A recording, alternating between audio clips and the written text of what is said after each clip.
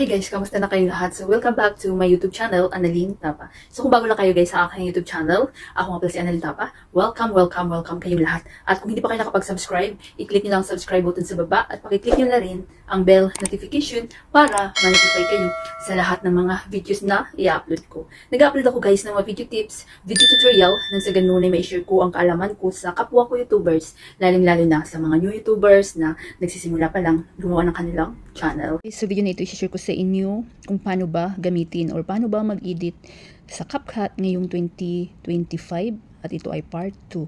So, nung unang video ko guys, sinare ko na sa inyo yung mga basic, mga importanteng features na magagamit, na gamit natin sa pag-i-edit gamit ang CapCut.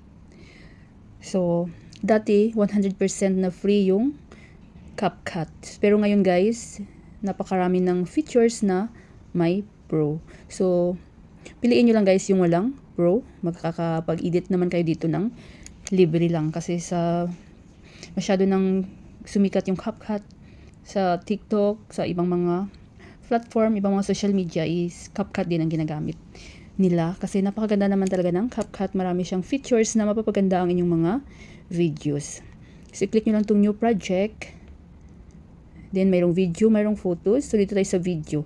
So, pipili lang ko dito guys ng video na halimbawa natin. So, ito yung video na napili ko. I-click nyo lang yan. Then, add. So, dito na tayo sa loob ng CapCut. Hi guys, welcome back to my channel. Kung bago lang kayo sa channel ko ako. So, kapag pang short video guys, napakalagang remind ko sa inyo na punta muna kayo dito sa aspect ratio. Ayan, aspect ratio. Then, kapag short videos, 9:16. Pag long video, YouTube videos, long videos is 16:9. Then, crop nyo lang siya, guys. Welcome kayong lahat. At hindi pa kayo nakapag-subscribe. Para mawalang problema kapag i-upload nyo na sa inyong mga channel or any social media na inyong ginagamit. Then, check nyo lang. So, alisan muna natin ng sound para marinig yung sinasabi ko. Click nyo lang yung video, din hanapin nyo ang volume. Then, zero nyo lang. Ayan. So, alam nyo na guys kung paano maglagay ng music dito. Speed. Click nyo lang tong speed. So, speed, normal. So, usually ang ginagamit ko dito guys, kapag mag-speed and slow mo ako, ito lang yung inaano ko. Normal. Kapag i-click nyo yan, may 1x, 2 times, 1 time, 2 time. Ano ba yan? So, kapag gusto nyong pabilisan, itong blue na round, ipupunta nyo lang sa right. So, mabilis na yan siya guys. Yan.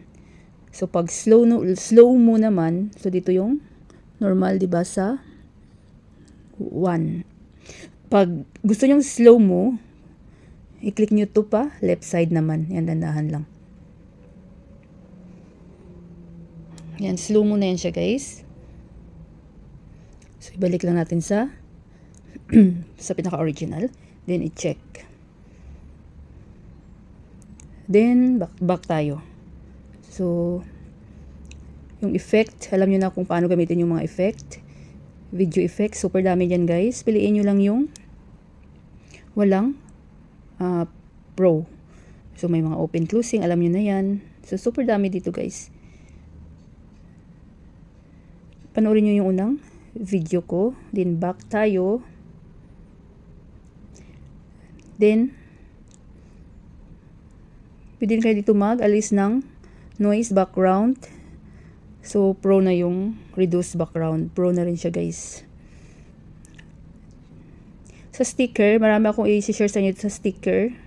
So, nakaraang video ko is naturo ko na rin sa inyo pero mayroon akong kulang na hindi na share.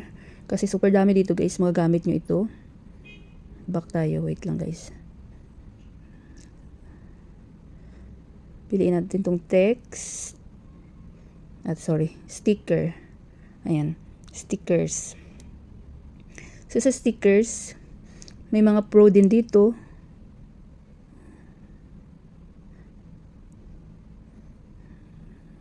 Halimbawa ito guys, subscribe. Kapag gusto nyo wala kayong subscribe button sa inyong videos, pwede kayong kumuha dito. So, saan nyo ba pwede ipwesto? Dito sa gilid, dito sa gitna, sa taas. So, dapat dito sa gilid, diba? Yan. Then, i-check nyo siya. Yan.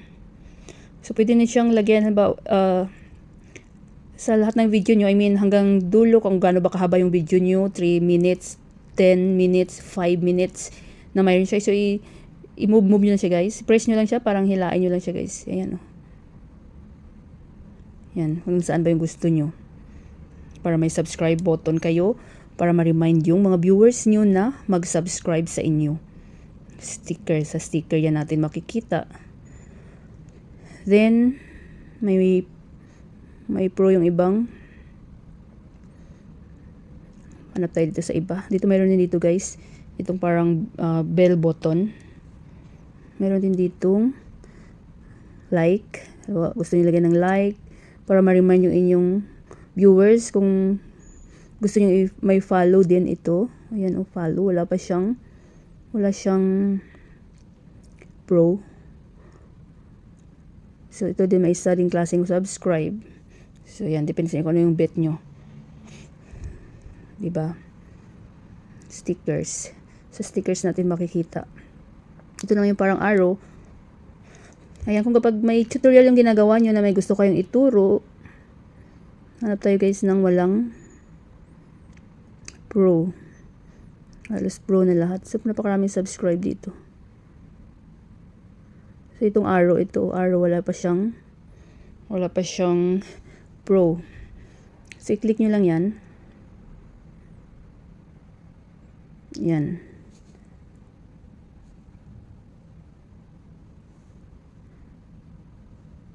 Kung saan nyo ba, kung ano ba yung ituturo nyo. So, dapat may ituturo kayo, di ba guys? Yan. So, dyan nyo makukuha yan sa sticker. Marami kayong makukuha dito sa sticker. Super dami guys. Mag-explore lang kayo. Ayan. Super dami. Piliin nyo lang yung walang pro. Then, yung importante na hindi ko lagi tinatanong ng viewers ko, if ever na mag-add kayo ng video, dito sa unang video or sa last. So, for example, mag-add tayo ng video. Halimbawa, yung intro. So, may intro kayo guys. So, sa pinakadulo, click nyo lang itong plus. Nakikita nyo guys, plus. Ayan. Click nyo yan, yung plus. Mapupunta kayo sa gallery nyo uli. So, maghanap ako dito ng intro or any video na gusto nyo. Halimbawa ito. Halimbawa naman ito guys. Intro. Yan. Then, add. O, diba na-add na? O, intro. So, sa pag-last naman, gusto nyo mag-add ng video sa last. So, ito yung watermark ni CapCut, guys. So, i-click nyo lang yan. Then, delete. So, sa last naman, punta kayo sa pinakadulo. Hanapin nyo ulit ang plus. Pupunta ulit kayo dito sa inyong gallery. Piliin nyo yung halimbawa outro. So, halimbawa outro ito guys. Halimbawa naman ito. So, click nyo yan. Then add. Ayan. O, diba? Na-add na yung. So, yun lang gawin nyo. Plus, then dito is plus din. So, yan ang mga pinaka-importanting dapat nyo malaman or paano gamitin ang CapCut. So, pag okay na kayo guys, click nyo lang itong export, then automatic na yun na masisave sa inyong mga gallery. Sana guys may natutunan kayo sa video tutorial ko na ito at maraming salamat sa panonood. Kung meron kayong mga question, suggestion, and request, just leave a comment down below. At huwag nyo kalimutan mag-like, share, comment, at kung hindi pa kayo nakapag-subscribe, i-click nyo lang ang subscribe button sa baba at pakiclick nyo na rin ang bell notification para ma-notify kayo sa lahat ng mga videos na i-upload ko. Always be happy guys, be positive, avoid nega. See you next time!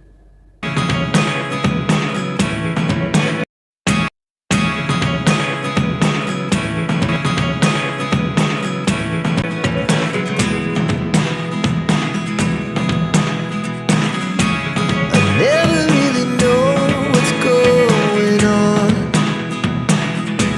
Dirty streets, we became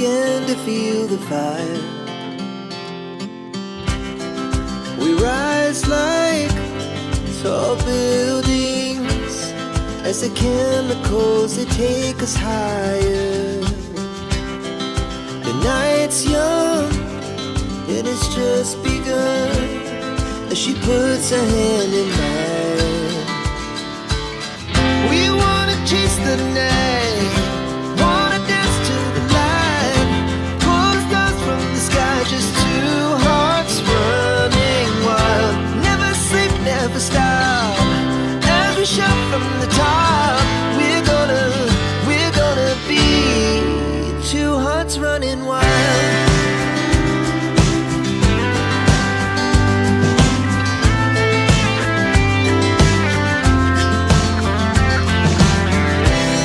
Now the morning is the afternoon. We lay awake in bed. The laughs so loud as the hours